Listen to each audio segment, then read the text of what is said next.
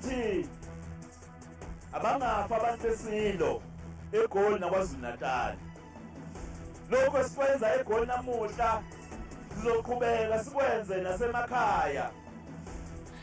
Kulibaphathiswa kwiphondo laKwaZulu-Natal bityelele ihosteli ibuya futhi ethokoza eGauteng ngenzame zokufumana isisombululo kwingxaki yezinga eliphezulu lokubulawa kwabantu kule hostela. No government of the EFF will allow a situation where at an employment level men are more than women. Umbutho we-EFF ubambe umsitho wokufinca iminyaka eli-13 wasekwayo eThohoyandou Stadium eVenda kwaye lo mbutho uye waphehlelela umqulu wawo wezithembiso zonyulo lomasipala lwangoNovemba.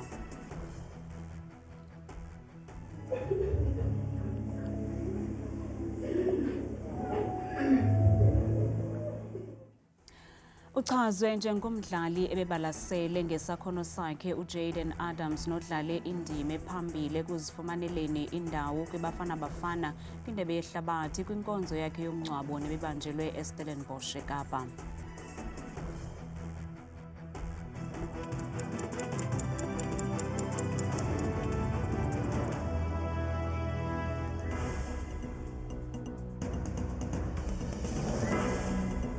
Sinibulise emakhaya kanti andambe ndodwa ndamba nophumza sikhumba noyitoliki yolwimi lwezandla.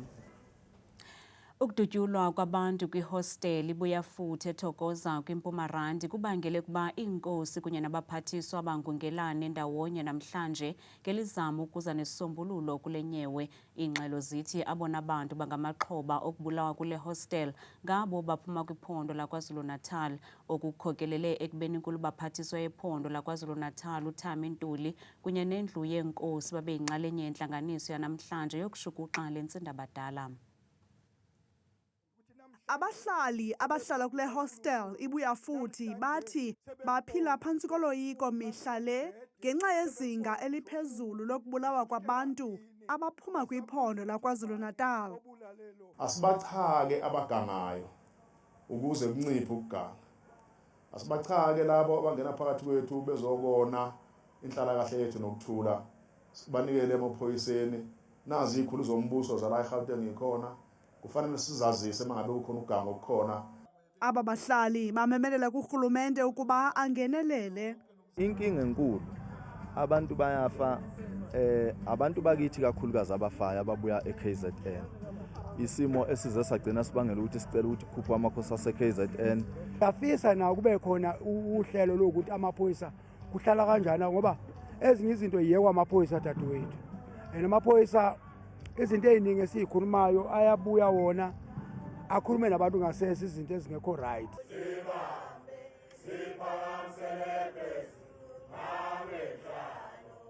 Inkulu baphathiswa yephondo laKwaZulu-Natal uThami Ntuli ithi baseke iqela elizokujongana nale ngxaki ukuze kuphele nya ukubulawa kwabantu. Sizothi abangafa abantu besilo eGoli naKwaZulu-Natal. Lokho esikwenza eGoli namuhla sizoqhubeka sikwenze nasemakhaya lapho insizwa ivela khona ukukhuza. Ngiyafisa nje manje ukuba lolu hambo lomsebenzane ngobeka ezandleni zenu.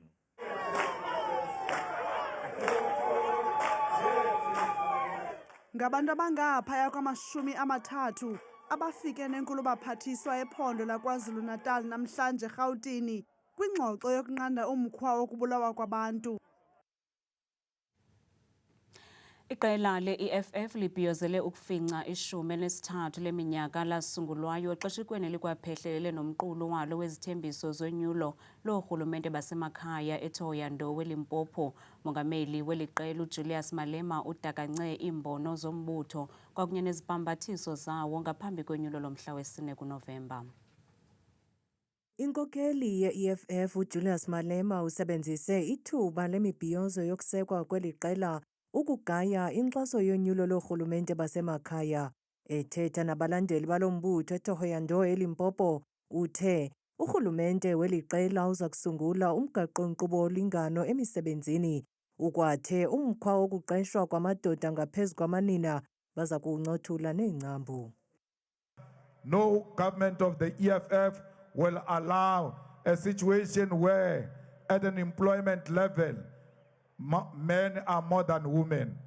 There's going to be a policy of 50-50 in an EFF municipality, in management, employment, procurement, and economic development.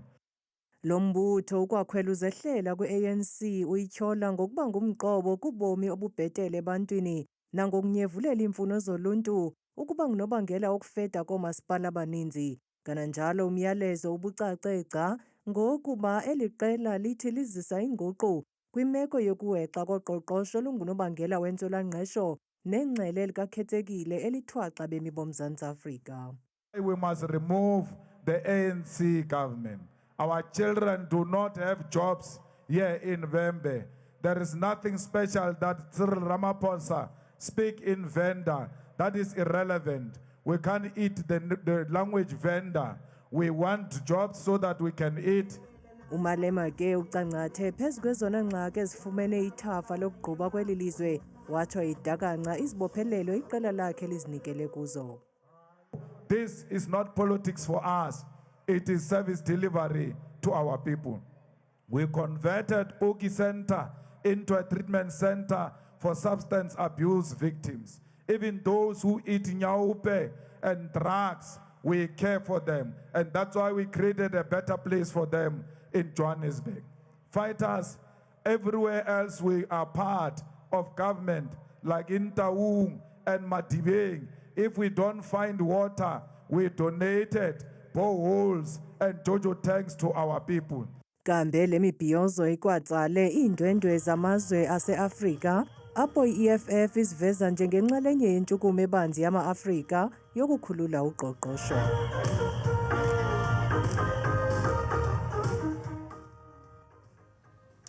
Bebengungelene kwiholo yoluntu iJack Boyce ePolokwane namhlanje ngelizokuvalelisa kwiqala lemidlalo kamabonakude neqonga uSputla Sibuhudi landulele eli kwiveki ephelileyo eneminyaka engama-63 emveni kwengulo emfutshane. Usapho lwakhe noogxa bakhe bazityande igila ngale nteteba.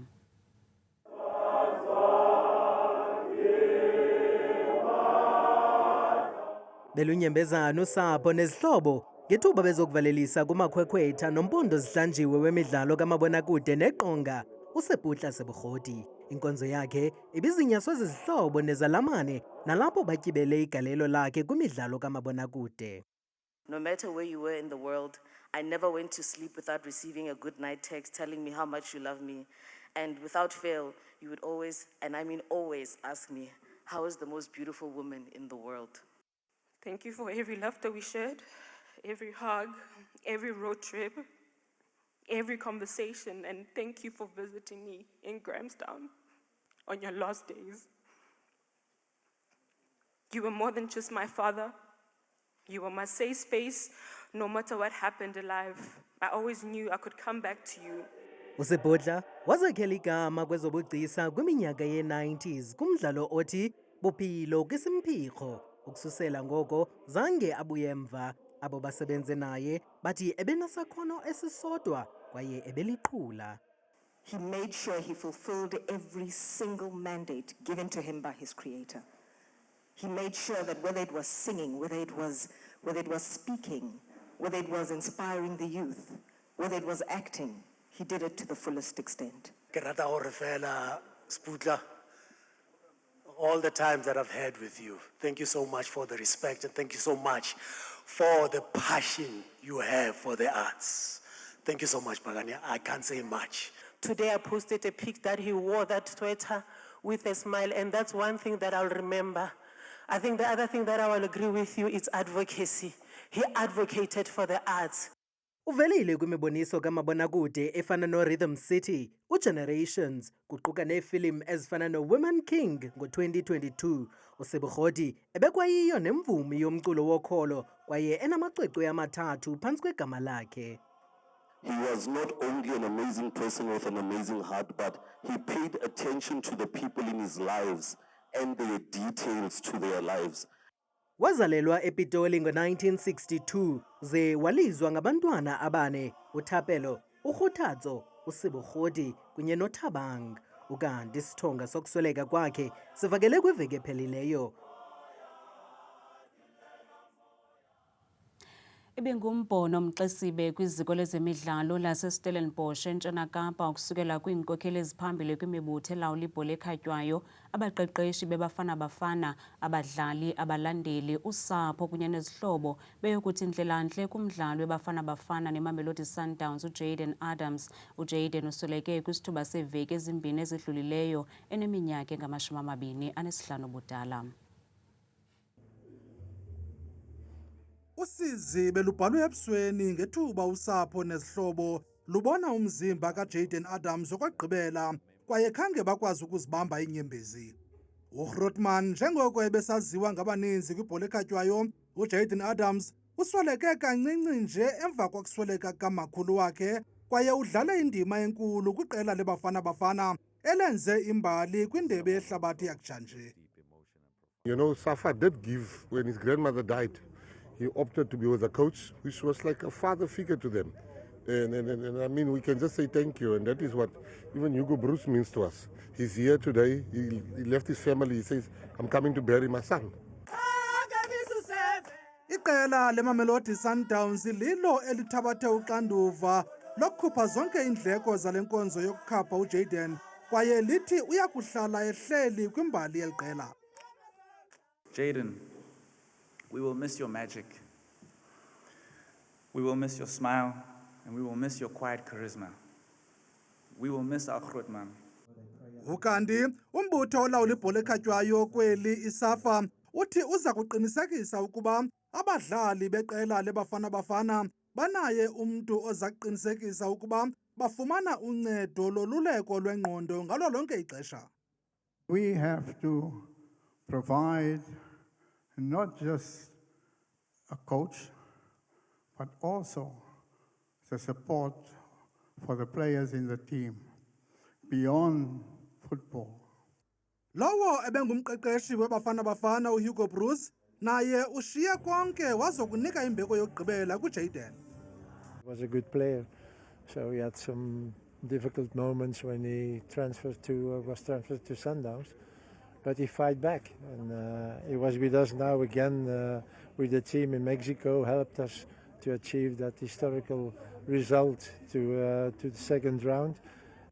Ukanti umongameli weCAF uGqirha Patrice Motsepe udlulise amazwi ovelwano kusapho lakwa-Adams egameni leCAF.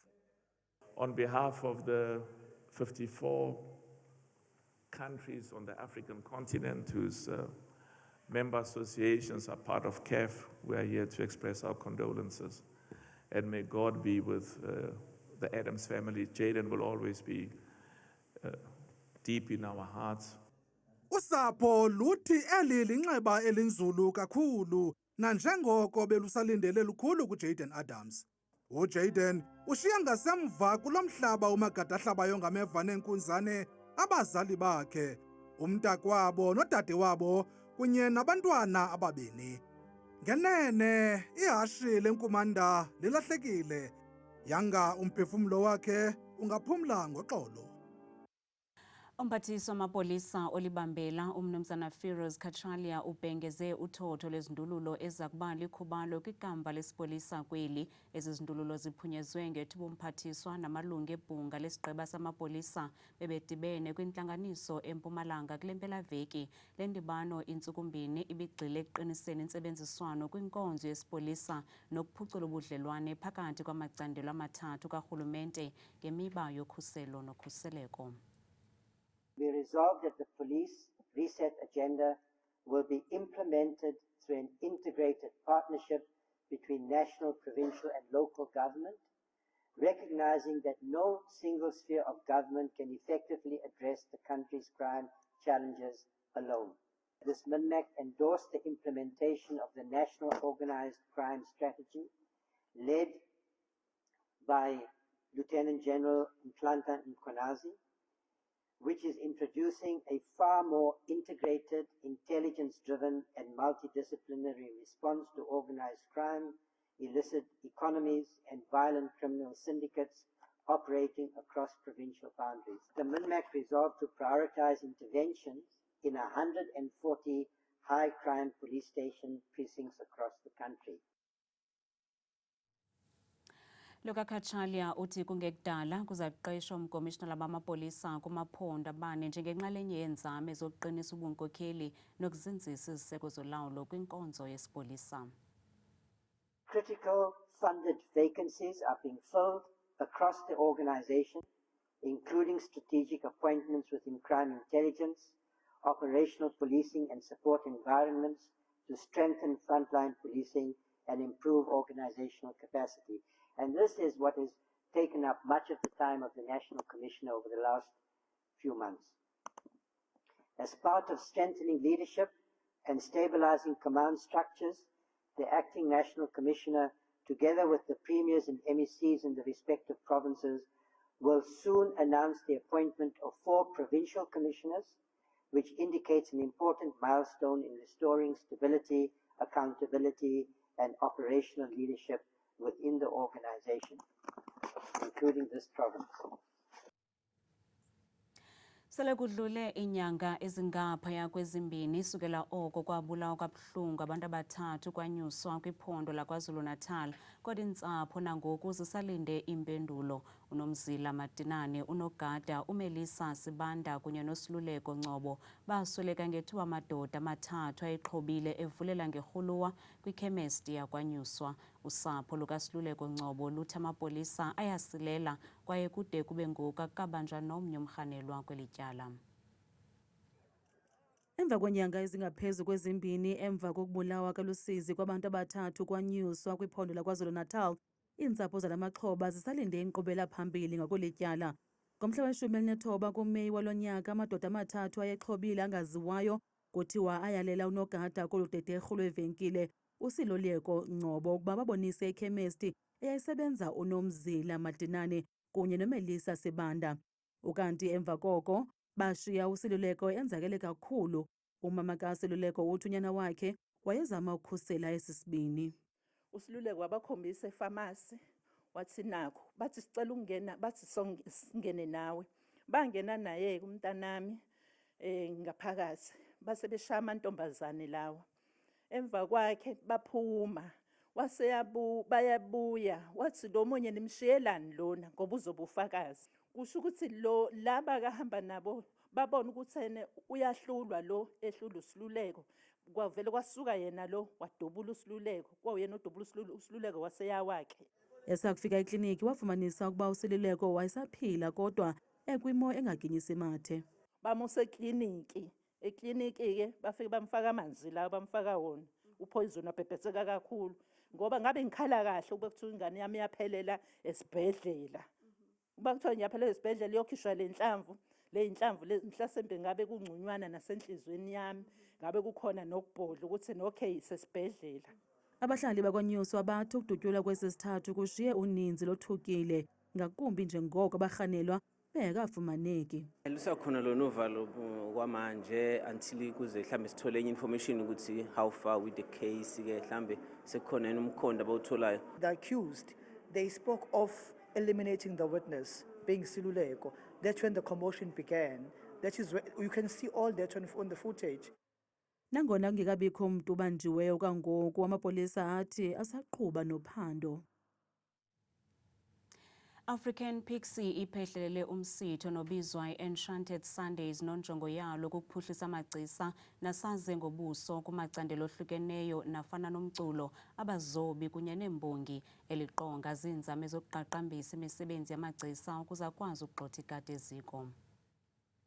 One thing that I have figured out within the industry is that a lot of the time when promoters are looking for artists, they want artists with big platforms, big pull, and it kind of becomes very difficult for artists to land gigs and to get those performances. And the other issue is that they end up having to perform for free. So with Enchanted Sundays, what it serves as is a platform for them to record that material so that they can apply to these big festivals, so that they can increase their profile and their track record, and also % of every ticket that we sell goes directly to the artist. So we always want to make sure that every artist walks away with money inside of their pockets and they're not doing free performances. And it's also a platform where they can use it to showcase new music, have listening sessions, and engage with other artists more as a place where they can develop themselves without having to fulfill some of the strict requirements that come with bigger shows. Amagcisa nafuna ukuba kweli qonga ngaqhagamshelana ne-African Pixie ukuze nawo azibeke ecicini lokuphuhla awuba nomdla oza kuphinda ubanjwe omnye umsitho we-Enchanted Sundays ngoSeptemba. Well, the previous event that we have had was pretty successful. It featured some very up-and-coming artists that I think people should take a look at. People like Vincent Moscato, Maiden Akawa, we've had Mabir, we've had Dashley, T. Repsa. What was very interesting about the previous events that stood out and kind of pointed out exactly what Enchanted Sundays is about is that one of the artists, for example, showed up to the thing and we tried to get his music working and the laptop wasn't reading, the CDJ wasn't reading, and he decided, no, I'm going to do this a cappella. And one of the other artists that was set to have a performance later on said,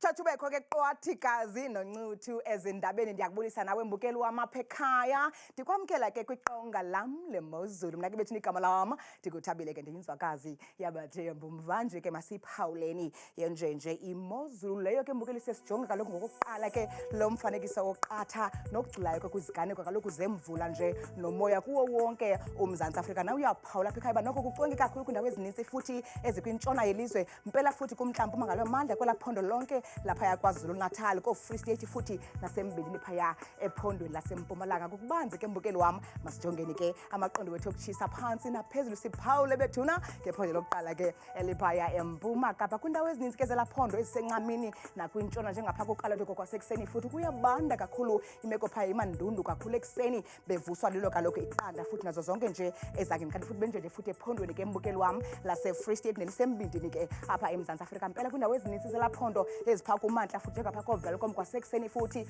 kuyabanda inkwankca ibikho kakhulu phaya nokubhudla ukuqatha komoya ngenxa ka-2 degrees benjenje kwakhona futhi mbukeli wam kwelaphondo ke laphaya futhi entshona kapa ndawo ezininzi ke ezikumantla futhi nempuma kwelaphondo njengaphaya koBeaufort West kwasekuseni futhi ngo-7 degrees nendawo nje ezininzi zicwengile emva kwemini yangomso kanti ke nantsi imozulu phaya ephondweni ke mbukeli futhi ko-Northern Cape ngomso ubuseKuruman naphaya koKimberley futhi kuyabanda kakhulu ngomso xa bevuke ekuseni amaqondo anciphile efika kaloku kuye futhi u-2 nantsi kwakhona futhi mbukeli imozulu kwelaphondo ke laphaya ko-North West kwezo ndawo ezininzi futhi ezikumantla nombindi kwelaphondo njengaphaya kwaseMahikeng kwasekuseni futhi ngomso ngo-7 degrees naphaya ko-Klerksdorp kubanda kakhulu ekuseni ngo-2 kanti ke baphila kanje ephondweni ke mbukeli laseGauteng apho sikhoyodina ngalo mzuzu mpela phaa kumantla futhi kwelaphondo nohlala ko-Alexandra futhi ke napha koJohannesburg embindini futhi kwelaphondo kuyabanda ekuseni futhi lo maqonda sephantsi ngesithandathu mbukeli benjenje ke futhi kwelaphondo laphaya koLimpopo indawo ezininzi zelaphondo ezikwintshona futhi namazantsi njengaphaa koBilabila kwasekuseni futhi nazo zonke nje ezangini kuyabikwa phaa umoya obhudla kakhulu ngo-1 naphaya ePhalaborwa ekuseni bavuswa sisithoba kanti ke futhi benjenje ephondweni laphaya koMpumalanga ndawo ezininzi futhi ezisencamini kwelaphondo njengaphaya eMalahleni kwasekuseni futhi ngo-3 degrees kubande mpela phaya kaloku eStanderton ngo-2 mbukele ekhaya mandivale man ndiyisoke imozulu ngephondo lokugqibela ke eliphaya KwaZulu-Natal ndawo ezininzi ke futhi kumazantsi kwelaphondo nentshona njengapha koKokstad ekuseni futhi yinkwankca nenqele ngo-1 naphaya eThekwini futhi bavuswa kamnandi phaya kucwengile ngeshumi nje elinesihlanu mna ndikuthande kangaka xesha lemiyoli